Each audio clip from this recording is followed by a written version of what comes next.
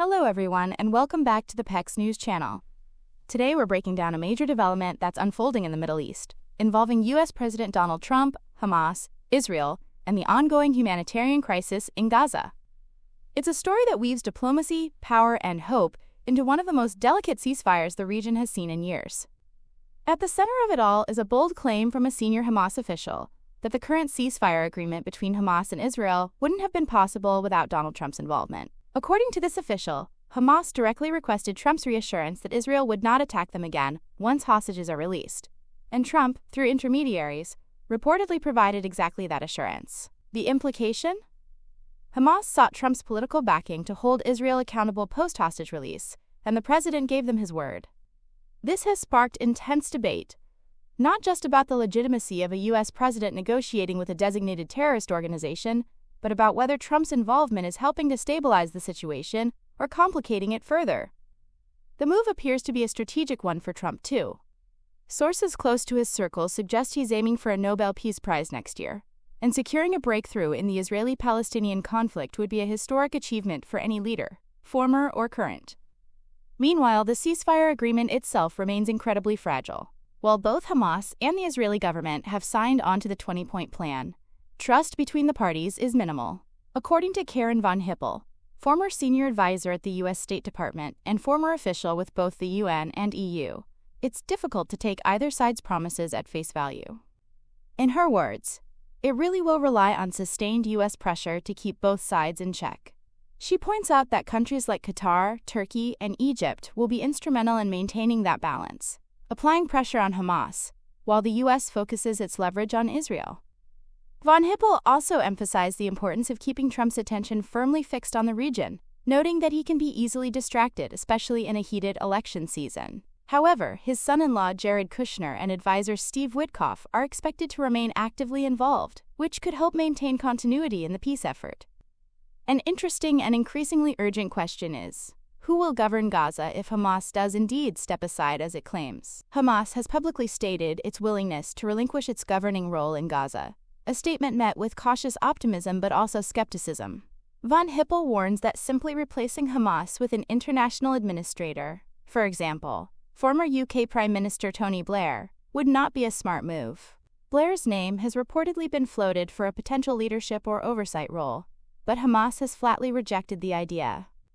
Von Hippel draws from her experience in Kosovo, where she was part of a temporary UN-led government, and says those types of transitional administrations are generally ineffective and often deeply resented by local populations. Her argument is that Palestinians must lead their own governance efforts, with international actors supporting quietly from the background, perhaps overseeing financial flows or large infrastructure decisions, but not acting as de facto rulers.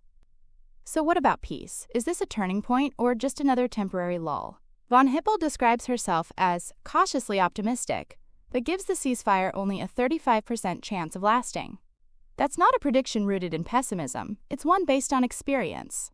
The January ceasefire was also hailed as a breakthrough, only to collapse shortly after. Still, the current public mood, among both Israelis and Palestinians, appears to be one of guarded hope.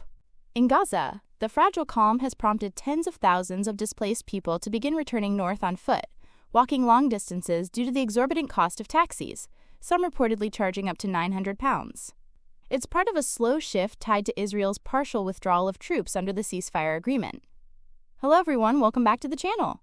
Today, we're unpacking a story that's stirring political and international conversations.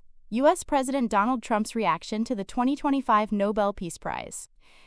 This year, the prize was awarded to Maria Corina Machado, a Venezuelan opposition leader and democracy activist.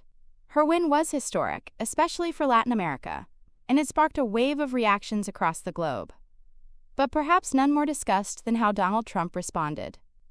So let's break this all down. What happened, what Trump said, how his team reacted, and what this moment tells us about power, legacy, and politics on the world stage. On October 10, 2025, the Norwegian Nobel Committee announced that Maria Corina Machado had won the Nobel Peace Prize. She was honored for her nonviolent struggle to restore democracy in Venezuela, a country long plagued by authoritarianism, political crackdowns, and economic collapse. The committee praised Machado's courage and peaceful approach to political resistance, saying her work embodies the spirit of the prize, which recognizes those who advance peace, democracy, and human rights. While the global community praised the choice, speculation had been swirling for weeks that Donald Trump might be a contender. Supporters pointed to his involvement in brokering international ceasefires, backing pro-democracy movements, and claiming to end what he called 7 wars around the world. Many expected that after returning to the White House in 2024, Trump might finally be recognized by the Nobel Committee for his diplomatic efforts. But when the committee announced Machado as the winner, and not Trump, it triggered an immediate and pointed response from the president. Speaking to reporters, Trump revealed that he had received a call from Machado herself following the announcement. According to Trump, she told him, "I'm accepting this in honor of you, because you really deserved it." Trump described the conversation as warm and respectful, adding, "She was very nice." He went on to say, "I didn't ask for the prize. I didn't say give it to me. But I've saved millions of lives and brought peace where others failed. I'm happy for her, and I'm happy I've helped." So while he didn't lash out publicly, Trump still made it clear that he felt his work had earned him the prize, or at the very least, a share of the credit. But that wasn't the end of the story. Behind the scenes, Trump's communications team took a much sharper tone.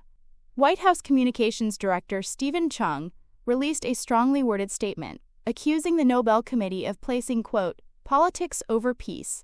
He claimed that Trump has done more to end wars and bring stability to conflict regions than any president in modern history. Chung's message implied that the committee had let ideological bias influence their decision. Meanwhile, former Trump official Richard Grenell went even further, posting on social media that, quote, "the Nobel Prize died years ago." The tone was unmistakable. They believe Trump was unfairly passed over, and they're not staying quiet about it. So how did the Nobel Committee respond?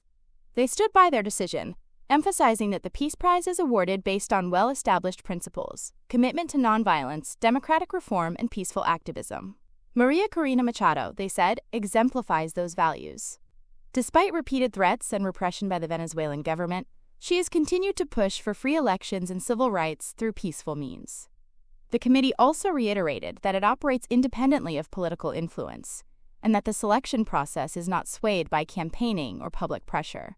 That message, while diplomatic, was clearly aimed at critics who believe the Nobel should have gone to Trump.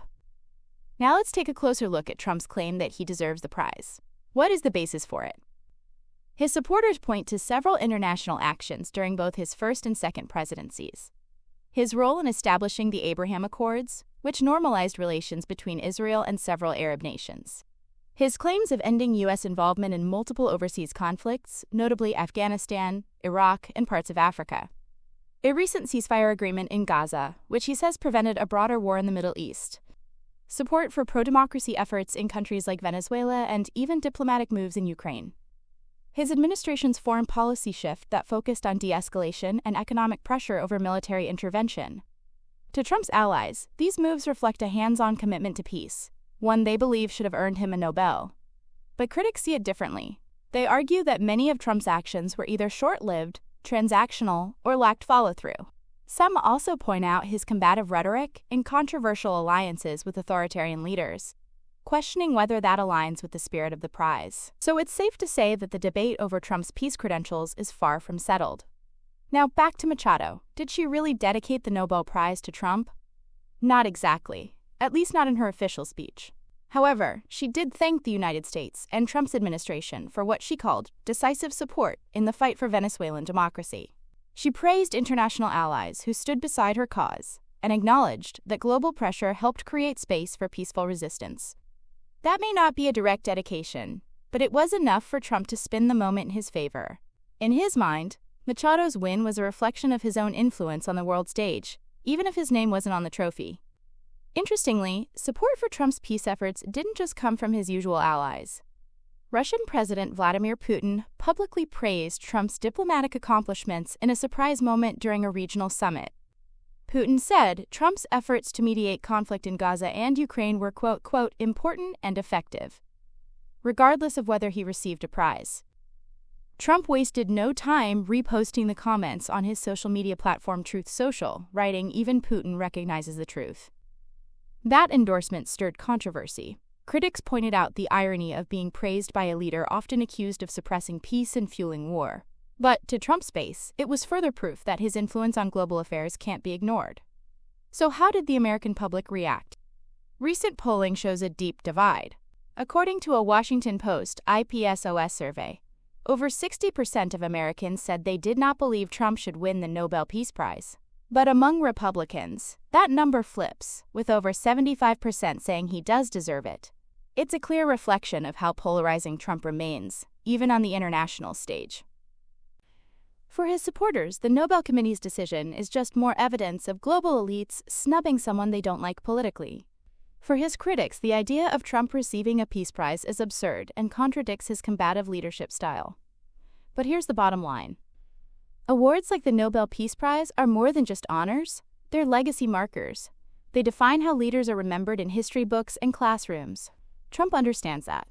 And while he didn't get the official recognition, he's doing everything he can to keep his name in the conversation. By connecting himself to Machado's win, questioning the Nobel Committee's credibility, and pointing to his own global efforts, Trump is building his case, not just for voters today, but for the history books tomorrow. It's a savvy move. Whether or not you agree with him, he's made himself part of the story, again. And that's where we'll leave it for now.